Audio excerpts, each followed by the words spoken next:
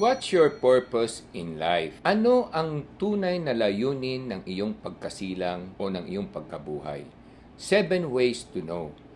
Ito po ang ating tatalakayin dito sa Dad ng Bayan. Ako nga po pala, si Michael Sai, ang inyong Dad ng Bayan. Dad ng Bayan ay lagi niyong kakampi. Tutulungan ka at hindi hahayaang maapi. Marami po sa ating mga kabataan at hindi lang mga kabataan, pati sa ating mga kababayan na may mga edad na rin, ang nagtatanong, ano pa talaga ang purpose ng aking pagkabuhay? May kasabihan nga there are 2 important days in your life.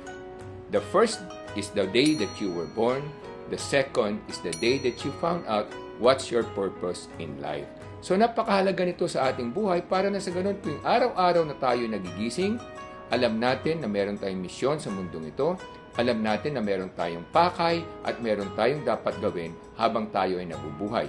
Huwag niyong kalimutan, lahat tayo ay pansamantala lamang dito sa mundong ito. Kaya nga napakahalagang malaman natin kung ano talaga yung purpose natin sa mundong ito at bakit tayo isinilang. So ito yung 7 ways para malaman natin. Una, ano ba talaga yung iyong interest? Ano ba yung iyong mga kagalingan? Ano ba yung mga gusto mo na gusto mong gawin? Maaring may trabaho ka ngayon pero hindi naman talaga yung gusto mong trabaho. Meron kang ibang trabaho na gusto mong gawin pero hindi mo magawa dahil nakalugmok ka ngayon sa trabaho mo. So dapat alamin mo muna ano ba talaga yung aking interest? Ano ba yung mga hilig kong gawin at hilig kong trabahuhin para na sa ganun alam mo kung ano yung purpose mo. Pangalawa, ano ba yung mga galing mo? Ano ba yung mga skills mo? Ano ba yung mga kaalaman mo sa buhay na to? Saan ka ba talagang magaling? Magaling ka bang umawit? Magaling ka bang magsulat? Magaling ka bang gumawa ng furniture? Magaling ka bang gumamot? Magaling ka makipag-usap sa tao para maging salesman ka? Ano ba talaga yung skills mo? Pag alam mo kung saan ka magaling, minsan nalilito ang mga kabataan, kaso magaling akong sumayaw, pero magaling din akong gumawa ng furniture. Ano ba dapat kong gawin?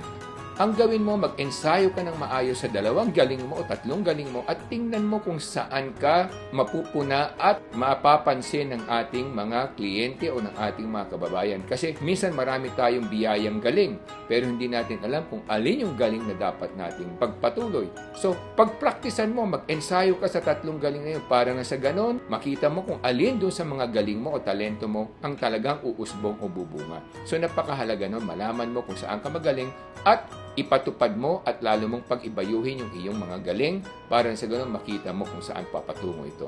Pangatlo, ano ba yung katayuan mo ngayon? Kasi minsan may mga pangarap tayo pero sobrang layo naman yung pangarap natin. So kailangan maging realistic din tayo. Dapat alam natin ano ba yung katayuan natin ngayon at paano natin mararating yung ating mga gustong gawin o paano natin mapupuntahan yung ating gustong gawin. So dapat alamin mo yung katayuan mo para alam mo paano ka hihingi ng tulong at saan ka makakahingi ng tulong para na sa ganon marating mo yung gusto mong gawin o gusto mong puntahan. So napakahalaga din ng reality check na tinatawag natin. Pagkatapos nun, planuhin mo kung paano mo mararating yung gusto mong gawin. Pang-apat, yung pangarap mo. Ano ba talagang pangarap mo? Yung bang pangarap mo realistic o imposible? Paano kung hindi posible yung pangarap mo pero may mga galing ka na nauukol doon? Di ang gawin mo, humanap ka ng mga tamang tao na makakatulong sa iyo. Kaya yung pangarap mo, dapat alam mo rin. Ano ba yung pangarap mo? Ano ba yung gusto mong gawin sa buhay mo na pangarap? Kasi iba yung pangarap, iba yung galing, iba yung talento na pwede mong hasain, iba yung katayuan mo. So dapat alam mo rin kung ano yung mga pangarap mo at alam mo kung papaano mararating ito sa pamamagitan ng paghingi ng tulong o ng payo. Kaya ito yung pang-5, dapat meron tayong mentor. Maghanap ka ng mentor. Pwedeng isang pare, pwedeng isang guro, pwedeng guidance counselor, pwedeng isang kilalang tao na pwede mong hinga ng payo para matulungan ka kung paano mo mararating yung iyong pangarap. Kasi yung purpose mo, dapat malaman mo yan nang sa ganun hindi ka maliligaw ng landas kung ano yung mga dapat mong gawin. At pang-6, napakahalaga rin ito, yung circle of friends mo. Napakahalaga niya kasi yung circle of friends mo, sila magbibigay ng inspirasyon o na magbibigay ng gabay sa iyo o magbibigay ng tamang mga direksyon sa iyo sa iyong gustong puntahan at ano yung purpose mo. So dapat kung ano yung galing mo, kung saan ka magaling, kung ano yung pangarap mo, ano yung hilig mo, maghanap ka ng mga kaibigan o mga kakilala na pwede mo maging kaibigan na pwede pang matulungan ka na lalo pang pag-ibayuhin o lalong tumingkad ang iyong galing sa iyong ninanais o sa iyong ginugusto na pupuntahan sa buhay. So napakahalaga niyan. At panghuli, siyempre opportunities. Yung opportunities, napakahalaga rin yan. Kasi minsan meron tayong gusto sa buhay, pero hindi naman yun ang gusto ng Panginoon para sa atin. Kaya nga, panalangin natin kung ano yung mga oportunidad na available sa atin, na pwede sa atin.